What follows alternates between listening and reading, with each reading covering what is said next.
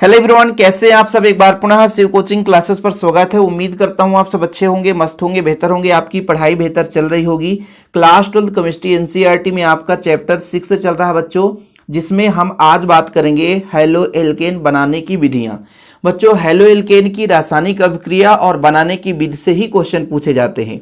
इसके पहले हमने हैलो एल्केन के बारे में पूरा डिटेल्स करा दिया था। इसका IUPAC नाम और सामान्य प्रणाली में जो नाम होता है उस पर भी हमने वीडियो प्रोवाइड कर दिया था। वो आपको क्रम से हमारे चैनल में प्लेलिस्ट बना है, जहां से आप देख सकते हैं। चलिए शुरू करते हैं बच्चों। आज पहला जो है एल्केनों पर हैलोजन की अभिक्रिया से। सबसे पहले तो हैलोजन के बारे में पता होना चाहिए। हैलोजन का मतलब क्या है कि भाई हैलोजन मतलब होता है बच्चों X, इसको दर्शाते हैं। और इसमें आपका आता है फ्लोरीन, क्लोरीन, ब्रोमीन और आयोडीन। ये 17वें समूह के तत्व हैं, ध्यान रखिएगा। दूसरा चीज बच्चा एल्केन। एल्केन का फार्मूला क्या है बच्चों? तो एल्केन का होता है CnH2n+2। इसके बारे में डिटेल में पहला लेक्चर हाइड्रोकार्बन मैंने कराया था, जिसमें बहुत ही बारीकी से समझाया था बच्चों। उम्मीद करता हूं आप सब देखे होंगे। जैसे methane, ethane, propane, butane, pentane, आपको कम से कम 3-4 तो याद होना चाहिए। ये आपका है मेथेन, क्योंकि अभी जरूरत पड़ेगा बच्चों। अब यहां पर ये हो जाएगा C2H6 हो गया, ये एथेन हो गया बच्चों। और मान लीजिए C3H7 है तो ये प्रोपिल हो जाएगा। C3H8 तो ये प्रोपेन हो जाएगा बच्चों, ठीक है। और C4H10 है तो ब्यूटेन हो जाएगा। इससे लंबा आपको यहां पर यौगिक मिलने ही वाला नहीं है, ठीक है। तो ये मेथेन हो गया, एथेन हो गया बच्चों, प्रोपेन हो गया, ब्यूटेन हो गया। इसको हम RH के नाम से जानते हैं। लेकिन बच्चों जब इससे हाइड्रोजन निकाल दिया जाता है तो R सिंगल बनता है। तो ये जो आपका R है बच्चों, ये एल्किल कहलाता है। क्या कहलाता है बच्चों? एल्किल कहलाता है। और ये आपका एल्केन है, ध्यान रखिएगा।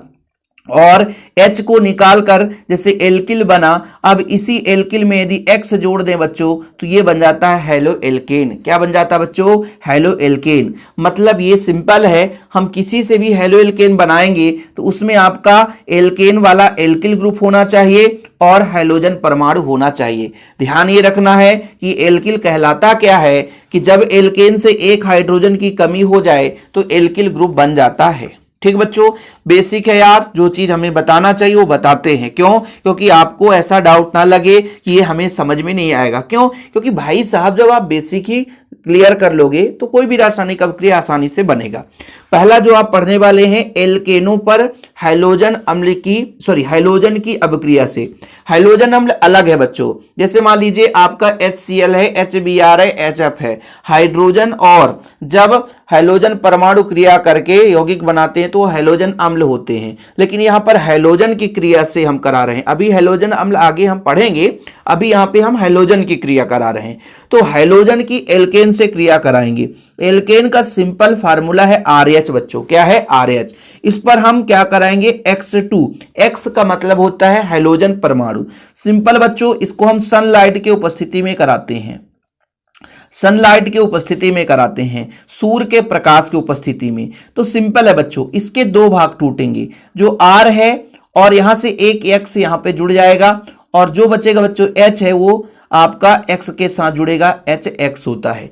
कोई भी यौगिक होगा उसमें दो पार्ट होंगे, एक धन और एक ऋण, दोनों अलग होंगे और दूसरे कंपाउंड के साथ जुड़ जाएंगे। यहां पर बच्चों आपका RH था, H अलग हुआ, क्योंकि हमें बनाना क्या है? Haloalkane. सबसे पहली बात आपको हैलो एल्केन का फॉर्मेट पता होना चाहिए। जैसे बच्चों मैं यहां पे RH की जगह ले लेता हूं C2H6 और यहां पर Cl2 ले लेता हूं बच्चों। क्या? Cl2। सिंपल तरीके समझिएगा। अब होगा क्या? यहां से एक H निकल जाएगा। जब एक H निकल जाएगा बच्चों तो बचेगा C2H5। अब ये था आपका एथेन, एथेन से बना एथिल। ये था बच्चों एथेन, एथेन से बना एथिल। अब एक H निकल गया तो एक क्लोरीन इसके साथ जुड़ जाएगा, और H निकला, यहां पे हमने दो क्लोरीन लिया था बच्चों, HCl बना लिया। ये आपका सनलाइट के उपस्थिति में ही अभिक्रिया संपन्न हो रही है। एक अभिक्रिया नहीं, कई सारे अभिक्रिया करा सकते हो। CH4 ले लो, इसका नाम है बच्चों मेथेन। इसकी क्रिया Br2 से करा दो। अब होगा क्या बच्चों? एक H निकालोगे तो ये CH3 हो जाएगा और एक ब्रोमीन जाकर के जुड़ जाएगा। और ये जो H यहां से निकलेगा वो एक और ब्रोमीन को लेकर के HBr बना लेगा। इनका कोई नाम बता दे तो इसका नाम है बच्चों एथेन, इसका नाम क्या है मेथेन। एथेन से बना एथिल तो एथिल क्लोराइड, मेथेन से बना मेथिल तो मेथिल ब्रोमाइड। ये नाम भी पता होना चाहिए ना, क्योंकि क्वेश्चन ऐसे ही पूछ दिया जाता है कि एथेन से एथिल क्लोराइड बनाओ, मेथेन से मेथिल क्लोराइड बनाओ, मेथिल ब्रोमाइड बनाओ। इसके जगह आप कोई भी यौगिक ले सकते हैं ना, जैसे यहां पर Cl2 लिए थे, यहां पे Br2 जोड़ सकते हैं, CH4 के साथ हम Cl2 जोड़ सकते हैं। वो आपकी इच्छा है कि हैलोजन परमाणु जोड़े कि जो आपका हैलोजन परमाणु में कोई भी जोड़ सकते हो, फ्लोरीन है, क्लोरीन है, आयोडीन है। तो इस तरीके से एल्केन पर डायरेक्ट हैलोजन की क्रिया करा दी जाए बच्चों, सूर्य के मंद प्रकाश की उपस्थिति में एल्केन हैलोजन से क्रिया करके हैलो एल्केन बनाता है, जो कि ये अभिक्रिया आपने देख लिया। हम 2-3 एग्जाम्पल इसीलिए समझाते हैं। अब यहां पर थोड़ा ये समझना है कि ये जो रासायनिक अभिक्रिया है बच्चों, इसके माध्यम से हैलो एल्केन बनाने की इसे हम उत्तम विधि नहीं मानते हैं। क्यों? क्योंकि ये जो है एक ही यौगिक नहीं, आगे भी ये मिश्रित यौगिक का निर्माण कर देता है, इसका पद आगे बढ़ता जाता है। जैसे मान लीजिए यहाँ पे 4 हाइड्रोजन है, 1 क्लोरीन जुड़ा, अगले स्टेप में 1 क्लोरीन और जुड़ जाएगा, फिर अगले स्टेप में 1 क्लोरीन और जुड़ जाएगा, मतलब द्वितीयक हैलाइड, तृतीयक हैलाइड, चतुर्थ, इस तरीके से मतलब लगातार ये मिश्रित नए यौगिक का निर्माण कर देता है। उसके बारे में यहाँ पर हम थोड़ी आपको समझा देंगे। जैसे मैं सिंपल तरीके से एक CH4 ले लिया, इसका नाम बच्चों मेथेन, ठीक है। अब इसमें मैंने कहा कि क्लोरीन की क्रिया करा देना है, क्लोरीन की क्रिया कराना बच्चों, सिंपल। क्लोरीन की जब क्रिया करा दिया ये आपका सनलाइट की उपस्थिति में, तो यहां से होगा क्या बच्चों कि क्लोरीन की मैं जब प्लस में क्रिया कराया तो एक H निकलेगा तो CH3 बचेगा और ये आपका Cl हो गया, और माइनस में HCl बाहर हो गया, ठीक है बच्चों। अगले स्टेप में फिर से वही हुआ, अगले स्टेप में फिर से क्लोरीन की क्रिया करा दी, तो भाई हमने तो मेथेन और क्लोरीन मिला दिया, अब जरूरत उसको जितना पड़ेगा लेता रहेगा, इसमें तो फिक्स है नहीं कि 1 अणु 2 अणु 3 अणु बच्चों। तो यहां पर फिर से क्या होगा कि एक क्लोरीन और जुड़ जाएगा और फिर एक HCl बाहर हो जाएगा, तो यहां पर हो जाएगा CH2Cl2 हो गया। फिर अगले स्टेप में हमने तो क्लोरीन दे दी है जितना चाहिए, फिर हाइड्रोजन निकलेगा बच्चों, तो यहां पर आपका HCl बाहर हो जाएगा और यहां पर हो जाएगा एक हाइड्रोजन निकला तो CH हो गया, Cl3 हो गया, ठीक है। इतने में ही समाप्त नहीं होता है, फिर से क्लोरीन ले लिया, क्लोरीन उसके पास तो ऑलरेडी है, तो यहां से एक H और निकल जाएगा तो एक भी H नहीं बचेगा बच्चों, तो CCl4 हो जाएगा, कार्बन टेट्राक्लोराइड, और फिर HCl बाहर होगा। तो ये लगातार एक लंबी प्रक्रिया है, CCl4 कार्बन टेट्राक्लोराइड बनाता है। इसीलिए माना जाता है कि हैलो एल्केन बनाने की उत्तम विधि नहीं है। उत्तम विधि क्यों नहीं है? क्योंकि यह अभिक्रिया समाप्त एक स्टेप में नहीं होती है, आगे चल के डाई ट्राई टेट्रा हाइड्रोजन भी उत्पन्न बना देता है बच्चों। जैसे यहां पर मैं अभिक्रिया इसीलिए पूरा सिस्टमेटिक समझा रहा हूं, और यही जो नोट्स है बच्चों आपको दिए जाते हैं, जिन बच्चों को मान लीजिए नोट्स लेना है कि हमें 12th का केमिस्ट्री का नोट्स लेना है, तो कांटेक्ट नंबर आप नोट कर लो 96 85 29 91 49 9685299149 मेरा पर्सनल नंबर है। जिसको नोट्स लेना है वो कांटेक्ट कर सकता है। तो पहला जो विधि बच्चों हमारा क्लियर हुआ, एल्केनों पर हैलोजन की अभिक्रिया से, मतलब एल्केन की डायरेक्ट हम हैलोजन तत्वों से क्रिया करा देते हैं तो हमें प्राप्त हो जाता है हैलो एल्केन।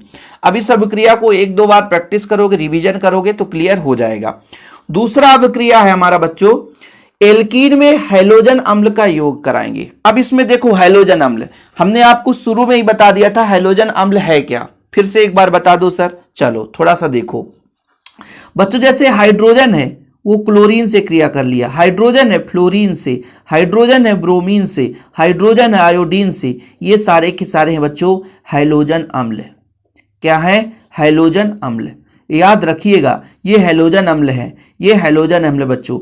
और एल्कीन के साथ क्रिया कराएंगे, एल्कीन आपका वही कहलाएगा जिसमें कार्बन और कार्बन के बीच द्विबंध होना चाहिए। इसका फार्मूला होता है CnH2n, ये होता है बच्चों CnH2n बस होता है, ठीक है। ये आपका एल्कीन है और -2 कर देंगे तो आपका एल्काइन हो जाएगा।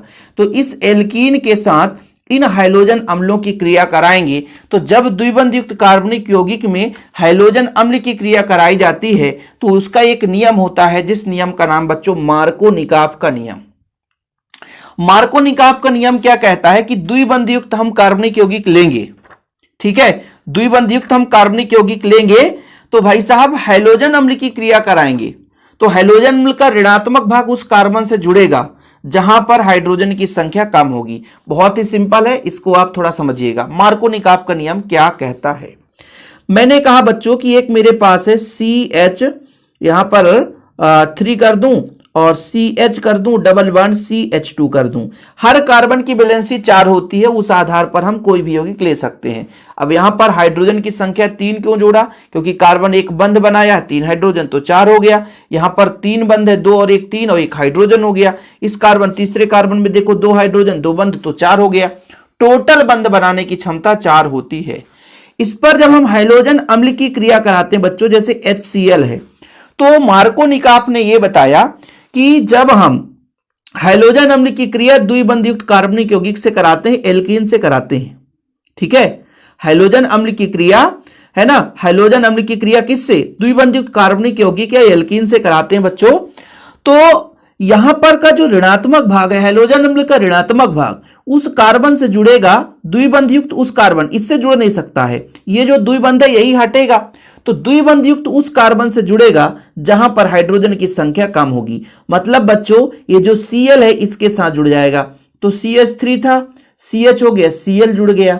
अब बच्चों यहां पे जो CH, अब इसमें बंध नहीं लगा सकते क्योंकि एक ऑलरेडी बंध बना लिया, तो द्विबंध हट जाएगा, ये CH3 हो जाएगा। तो भाई यदि ऋण वाला अपना एडजस्टमेंट कर लिया है तो धन वाला तो करेगा ही, सिंपल है भाई। एक अपना जुगाड़ बना लिया तो दूसरा कहेगा भाई हम भी जुगाड़ बनाएंगे, ये चीज है भाई। मार्कोनिकाफ का नियम बहुत ही सिंपल है, समझो कि यदि हैलोजन अम्ल की क्रिया एल्कीन से कराई जाए तो हैलोजन अम्ल का जो ऋणात्मक भाग है द्विबंध युक्त उस कार्बन से जुड़ेगा जहां पर हाइड्रोजन की संख्या कम होगी। जहां पर हाइड्रोजन की संख्या कम होगी वहां पर ऋणात्मक भाग जुड़ता है।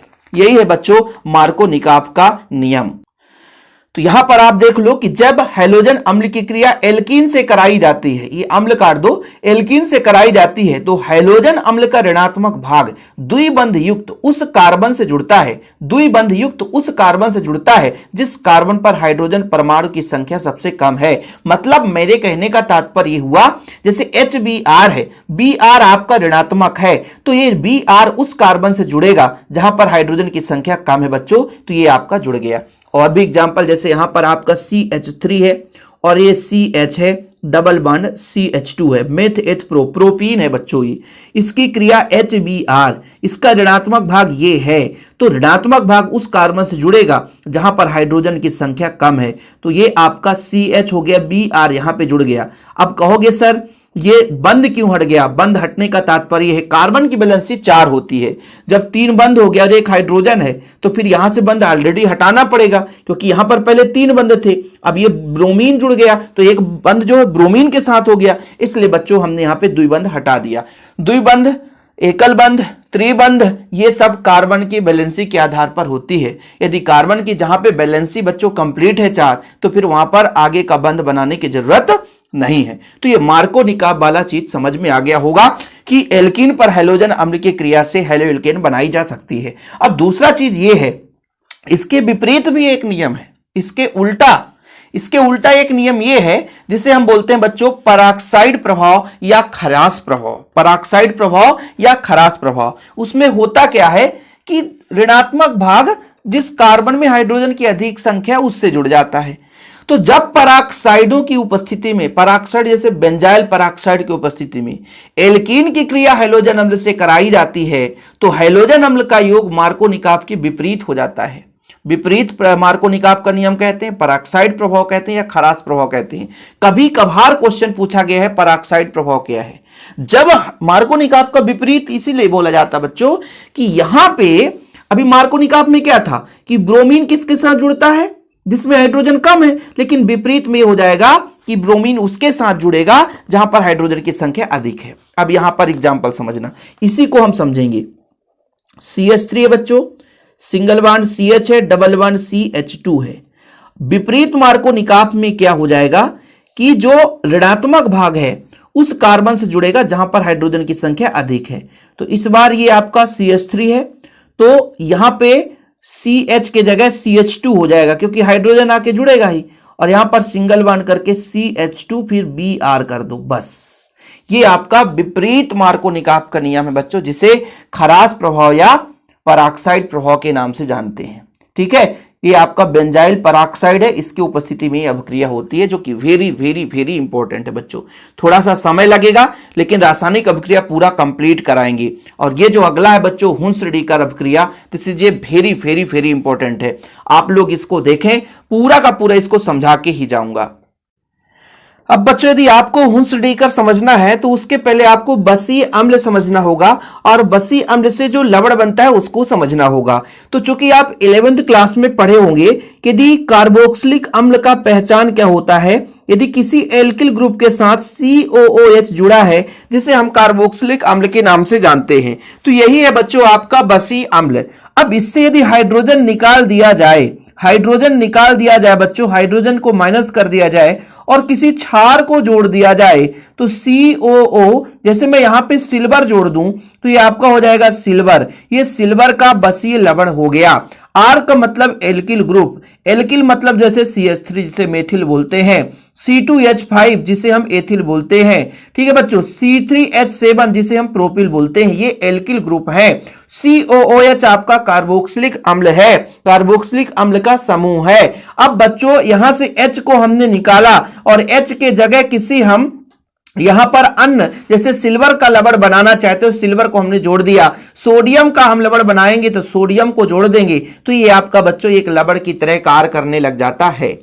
अब हम कैसे बनाएंगे, इसी बसीय अम्ल के सिल्वर लवण से। ये बसीय अम्ल है जिसका सिल्वर लवण हो गया। इस सिल्वर लवण के कार्बन टेट्राक्लोराइड में विलयन पर, यानी कहने का मतलब ये जो हमारा बसीय अम्ल का सिल्वर लवण है, इसके कार्बन टेट्राक्लोराइड विलयन बनाते हैं, क्लोरीन या ब्रोमीन की अभिक्रिया कराते हैं तो एल्किल हैलाइड बनता है। मतलब बच्चों बसीय अम्ल की क्रिया किसके साथ कराएंगे, क्लोरीन या ब्रोमीन के साथ। उत्प्रेरक इसमें क्या कार्य करेगा बच्चों, ये CCl4 का जो विलयन है, मतलब CCl4 इसमें हमने मिलाया है, तो CCl4 यहां पे एक उत्प्रेरक का कार्य करेगा। तो जैसा कि आपको बताया गया फिलहाल में भैया कि R एल्किल है, COOH होता तो आपका अम्ल होता, लेकिन Ag जुड़ गया तो ये लवण हो गया। इसकी क्रिया चाहे ब्रोमीन से करा दो और चाहे आप करा दो किससे, क्लोरीन से। यहां पर CCl4 जो है बच्चों, ये है कार्बन टेट्राक्लोराइड। क्या है बच्चों, कार्बन टेट्राक्लोराइड। इतना सिंपल है ये, देखिएगा R है तो R के साथ हमें X को जोड़ना है, मतलब Br को जोड़ना है, तो एल्किल हैलाइड बन जाएगा। अब बच्चों यहां पे Ag जो है, Ag Br को ले जाता है तो AgBr बना देता है, और बचा कार्बन और 2 ऑक्सीजन, तो इसके साथ CO2 बन जाता है। कितना सिंपल अभिक्रिया है बच्चों, यही है हुंस-रीडिकर अभिक्रिया, कि जब बसीय अम्ल के सिल्वर लवण के कार्बन टेट्राक्लोराइड के विलयन में क्लोरीन या ब्रोमीन की अभिक्रिया कराई जाती है तो एल्किल हैलाइड बन जाता है।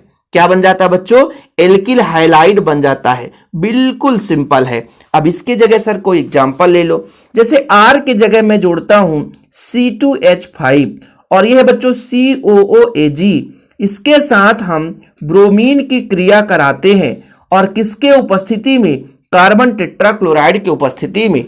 भाई बसीय अम्ल का सिल्वर लवण है, इसकी क्रिया ब्रोमीन से कराते हैं, तो यहां AgBr को ले जाएगा, बाकी आपका एल्किल ग्रुप C2H5 है। ठीक है, इसके साथ जब एक ब्रोमीन जुड़ जाएगा तो ये हो जाएगा एथिल ब्रोमाइड। लिखते चलना बच्चों जिनको नोट्स बनाना है, एथिल ब्रोमाइड। यह है बच्चों एथिल ब्रोमीन, तो एथिल ब्रोमाइड। और बच्चों क्या बनेगा, Ag जो है Br को ले जाएगा तो AgBr, बाकी CO2 तो बनेगा ही। तो ये आपका एक नया अभिक्रिया तैयार हो गया। यही हुंस-रीडिकर अभिक्रिया है, यही हुंस-रीडिकर अभिक्रिया है बच्चों। अब जैसे मैं कह देता यहां पे CH3 जोड़ देता तो क्या नहीं होता, होता भैया। कहता भैया कि यहां पे मैं क्लोरीन जोड़ देता तो क्या नहीं होता, बिल्कुल होता भैया। वही सेम अभिक्रिया, तो CH3 है, एक क्लोरीन को लेगा तो ये हो जाएगा मेथिल क्लोराइड। CO2 बच्चों अलग हो गया, AgBr,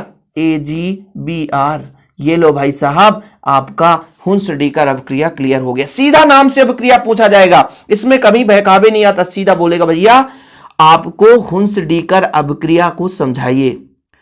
हुंस डीकर अभिक्रिया को समझाइए। तो फिर आपको लिखना है बसी अम्लों के सिल्वर लवण के कार्बन टेट्राक्लोराइड विलयन में जब क्लोरीन या ब्रोमीन प्रवाहित की जाती है या ब्रोमीन या क्लोरीन से क्रिया कराई जाती है तो एल्किल हैलाइड बनता है।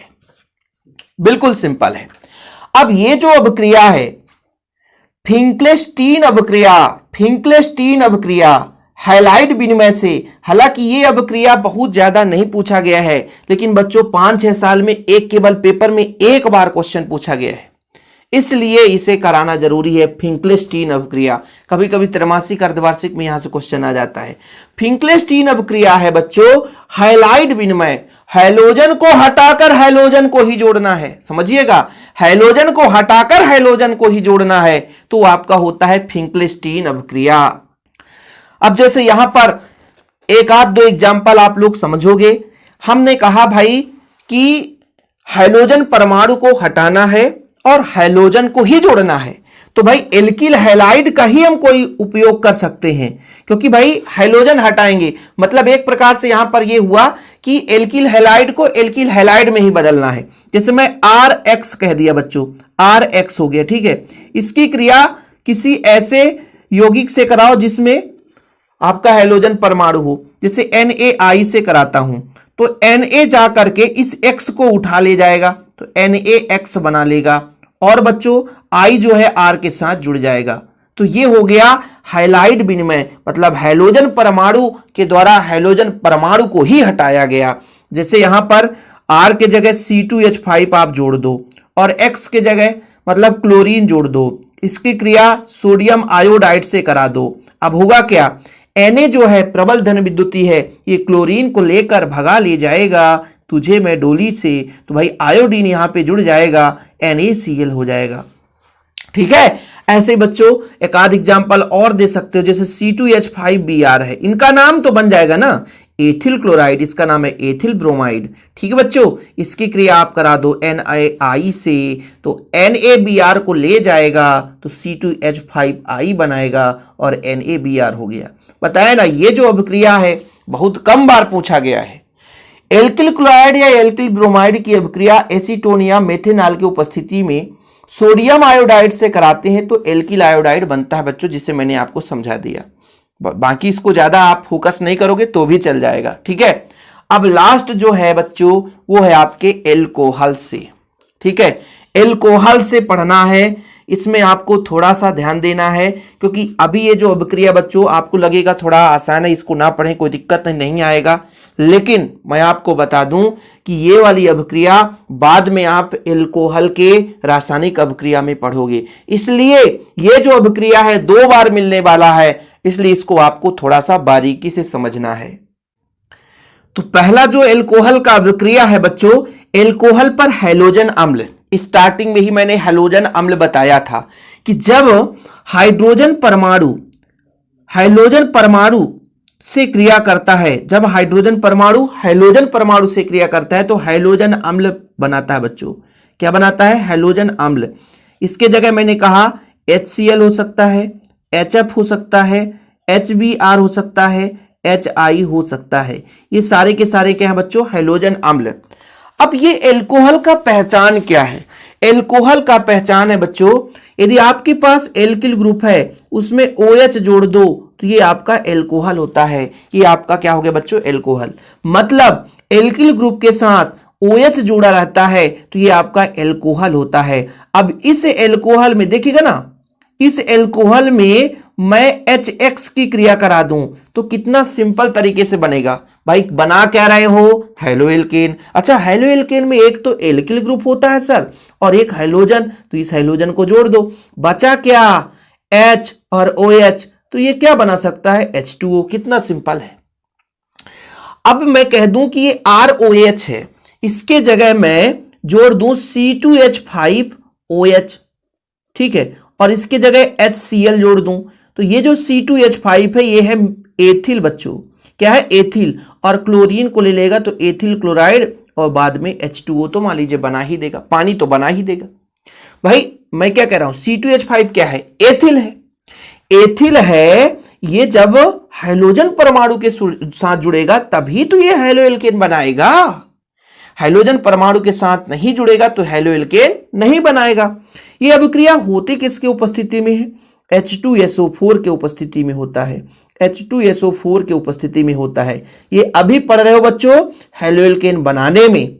अब जब एल्कोहल पढ़ोगे आगे के चैप्टर में तो एल्कोहल की रासायनिक अभिक्रिया पढ़ोगे तो सेम रिएक्शन रहेगा। फिर वहां पे आप कंफ्यूज होगे, सर वहां भी हमने पढ़ा था। बिल्कुल पढ़ा था आपने। तो यह है कि यह अभिक्रिया ZnCl2 या H2SO4 की उपस्थिति में क्रिया कराई जाती है। बिल्कुल बच्चों, H जो है OH को उठाता है, H2O बनाता है, क्लोरीन जुड़ जाता है तो ये आपका बन जाता है एल्किल हैलाइड। जैसे यहां पर ये था बच्चों एथिल, तो एथिल क्लोराइड हो गया। अब इसका एल्कोहल का नाम क्या होता है बच्चों? एल्कोहल का नाम होता है, जैसे यहां पर एथिल एल्कोहल हो जाएगा। क्या हो जाएगा? एथिल एल्कोहल हो जाएगा। अगला है एल्किल आयोडाइड का बनना। एल्किल आयोडाइड कैसे बनता है? एल्किल आयोडाइड बनाने के लिए 57% HI के साथ पश्चवाहन करते हैं। सिंपल है, मतलब इसको हम सिंपल भाई कुछ नहीं, HOH को उठाएगा H2O बना लेगा भाई, I जुड़ जाएगा। इसमें है ही क्या है? इसमें कुछ भी नहीं है। मेन अभिक्रिया तो ये है एल्कोहल की क्रिया PCl3 और PCl5 से कराने पर। ध्यान रखना, इसमें फिक्स है बच्चों, इसको अभी आप याद कर लो। याद कर लो, जब भी PCl3 के साथ ROH है, पहले हम PCl3 से क्रिया करा देते हैं या PCl5 से करा देते हैं। PCl5 की जगह से ROH होता है ना, तो हम PX5 भी लिख सकते थे। ठीक है, तो जब भी ये क्रिया करेगा बच्चों तो फास्फोरस ऑक्सीक्लोराइड बनाता है। पहली बात तो हैलो एल्केन का है तो RX बनाएगा ही। Phosphorus oxygen oxychloride Cl3। ठीक है बच्चों, यदि X है तो X3, यदि X है, जैसे यहां पर X जोड़ दिया भाई तो X यहां पे जोड़ना था ना सर, यहां पे तो आप Cl जोड़ोगे, यहां पर हो जाएगा फास्फोरस ऑक्सी। यदि मान लीजिए क्लोराइड है तो क्लोराइड, फ्लोराइड है तो फ्लोराइड। ठीक है, और बच्चों बचेगा क्या? यहां से H बचेगा और यहां से एक Cl बचेगा, मतलब H और X। ये हमेशा याद रखना कि जब भी PCl5 से क्रिया कराते हैं तो फास्फोरस ऑक्सीक्लोराइड। यहां से क्वेश्चन कई बार पूछा गया है कि क्या होगा यदि एल्कोहल की क्रिया PCl5 से करा दी जाए? क्या होगा जब एल्कोहल की क्रिया, एल्कोहल की जगह हम एथिल एल्कोहल दे सकते हैं, मेथिल एल्कोहल दे सकते हैं। और ऐसे ही आपको पढ़ना भैया, जैसे PCl3 से क्रिया करा दें, PCl3 से, इसमें अलग बनता है। ठीक है, इसमें अलग बनता है, इसमें बनता है फास्फोरिक अम्ल। फास्फोरिक अम्ल जैसे RX तो बनाएगा, मतलब RCl तो बनाएगा ही। फास्फोरिक अम्ल का होता है H3PO3 बनाता है बच्चों। भाई बैलेंसी करा लेंगे, इसमें परेशान होने की जरूरत नहीं, बैलेंसी तो अपने हाथ में रहता है। ठीक है, ये हो गया। और बस हाँ, दो ही चीज बनाएगा। जैसे 3 क्लोरीन है तो 3 का गुणा करेंगे, 3 का यहां गुणा कर देंगे। ठीक है, और ये हो गया कंप्लीट, और ये ठीक, हाँ ये सब कंप्लीट हो गया। ये हमेशा जब PCl3 की क्रिया होती है तो फास्फोरिक अम्ल बनता है, PCl5 की क्रिया होती है तो फास्फोरस ऑक्सीक्लोराइड बनता है बच्चों, फास्फोरस ऑक्सीक्लोराइड बनता है। ये आपके सिलेबस में है, एक बार नहीं 2 बार 3 बार मिलेगा बच्चों, इसलिए मैंने करा दिया कि इसे आप लोग पढ़ लो। ठीक है, बाकी इसमें सबसे महत्वपूर्ण अभिक्रिया था मार्कोनी का नियम, दूसरा था बच्चों हुंस-डीकर अभिक्रिया, फिर एल्कोहल का तो है ही है, हाइलाइट बिन में आपने पढ़ ही लिया। फिंकलेस्टीन अभिक्रिया तैयार कर लेना, बाकी जैसा भी रहेगा अगले लेक्चर में क्लियर करूंगा। इसके भौतिक गुण, रासायनिक गुण और आगे चलता रहेगा। चैनल में पहली बार आए, चैनल को सब्सक्राइब कर लें। यदि आपको इसका नोट्स लेना है तो कॉन्टैक्ट नंबर लिख लो 96 85 29 91 49 9685299149। ये मेरा पर्सनल नंबर है, इस नंबर पर आप कॉन्टैक्ट करके नोट्स ले सकते हैं। फिलहाल अभी के लिए इतना ही। जय हिंद, वंदे मातरम।